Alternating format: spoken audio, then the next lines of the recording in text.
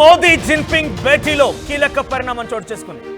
Bharat China మధ్య మంచి వ్యాపార సంబంధాలే కాకుండా ఒకవైపుగా ఫ్రెండ్లీ రిలేషన్షిప్ కూడా స్టార్ట్ అయింది. ఎవరిని చూసైతే పాకిస్తాన్ ఎగిసి పడిందో, ఎవరిని చూసైతే పాకిస్తాన్ మిడిసిమిడిసిగా ప్రవర్తించిందో, ఎవరిని చూసైతే పాకిస్తాన్ రెచ్చిపోయిందో, ఇప్పుడు ఆ దేశమే భారత్ దగ్గరికి వచ్చి షేక్ హ్యాండ్ ఇచ్చి వెళ్తోంది. భారత్ నువ్వే నా మంచి మిత్రుడు అంటోంది. భారత్ చెప్పినటువంటి ప్రతి నిర్ణయానికి కట్టుబడి ఉంటామని చెప్పి చైనా చెప్తోంది. సో ప్రస్తుతానికి మనం చూస్తున్నాం, భారత ప్రధాని నరేంద్ర మోదీతో అటు చైనా ప్రధాని జిన్పింగ్ భేటీ అవ్వడం మనం చూస్తూ ఉన్నాం. సో చైనా అధ్యక్షుడు జిన్పింగ్తో భారత ప్రధాని నరేంద్ర మోదీ భేటీ అవుతున్నటువంటి ఆ విజువల్స్ మనం చూస్తున్నాం. నిజంగా ఇది ఒక అద్భుతమైన ఘట్టమని చెప్పాలి. చైనా భారత్ మధ్య కొన్ని రోజులుగా విభేదాలు కొనసాగుతున్నాయి. మరి ముఖ్యంగా అక్సాచిన్, ఎక్కడైతే జమ్మూ కాశ్మీర్లోని ఉన్నటువంటి ఒక భారత భూభాగంలో భాగమైనటువంటి ఒక ప్రాంతాన్ని భారత్ నుంచి ఎప్పుడైతే చైనా ఆక్రమించిందో, చైనా నుంచి కొంతమంది చొరబాటుదారులు భారత్లోకి ఎంట్రీ ఇస్తూ ఆర్మీ జవాన్లపై దాడి చేశారు.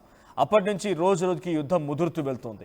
ఇదే క్రమంలో ఇటీవల కాలంలో ఆపరేషన్ సింధూర్, అంతకంటే ముందు పాకిస్తాన్ కూడా ఉగ్రవాద చర్యలకు పాల్పడి పహల్గామ్ ఉగ్రదాడి ఘటనలో పాల్పడిపోయిన తర్వాత ఆపరేషన్ సింధూర్ మొదలు పెడితే, ఆపరేషన్ సింధూర్లో మన వైపు నుంచి చాలా భీకరంగా దాడులు కొనసాగుతున్నటువంటి ఈ దరిమల అటు చైనా కూడా పాకిస్తాన్కి సహకరించి ఆయుధ సామాగ్రిని, మిసైల్స్ని, డ్రోన్స్ని అందించి భారత్పై దాడికి సహకరించింది.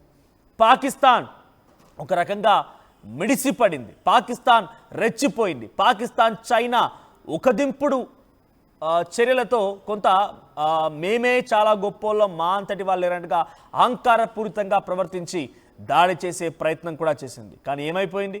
ఆ చైనా వస్తువులు ఎలా అయితే ఉంటాయో, చైనా రాకెట్లు, China missiles, China fighter jets మొత్తం కూడా అది సెకండ్ హ్యాండ్ అరేక్ మాల్లా ఉండిపోయి హిమాచల్ ప్రదేశ్, హర్యానా లాంటి ప్రాంతాల్లో పడిపోతే మన భారతీయులు వాటితో రాకెట్ ఆటలు ఆడుకున్నారు. మోసుకెళ్ళి వాటితో వివిధ ఐరన్ మెటల్ కదా, సో వివిధ వస్తువులు కూడా తయారు చేయించుకున్నట్టుగా కొన్ని మీమ్స్లో, కొన్ని సోషల్ మీడియాలో ప్రచారం జరుగుతోంది. సో ఇప్పుడు చైనా ఏమైపోయిందని అంటే భారత్కి మరింత దగ్గరైంది. పాకిస్తాన్ని చెంపపై చెల్లు అనిపించింది. ఒరే వెదవా, నేను నీకు సపోర్ట్ చేస్తే నువ్వు వెళ్ళి మళ్ళీ అమెరికా అధ్యక్షుడు డొనాల్డ్ ట్రంప్ దగ్గర కాళ్ళ కాడ మోకరిల్లిపోతావా?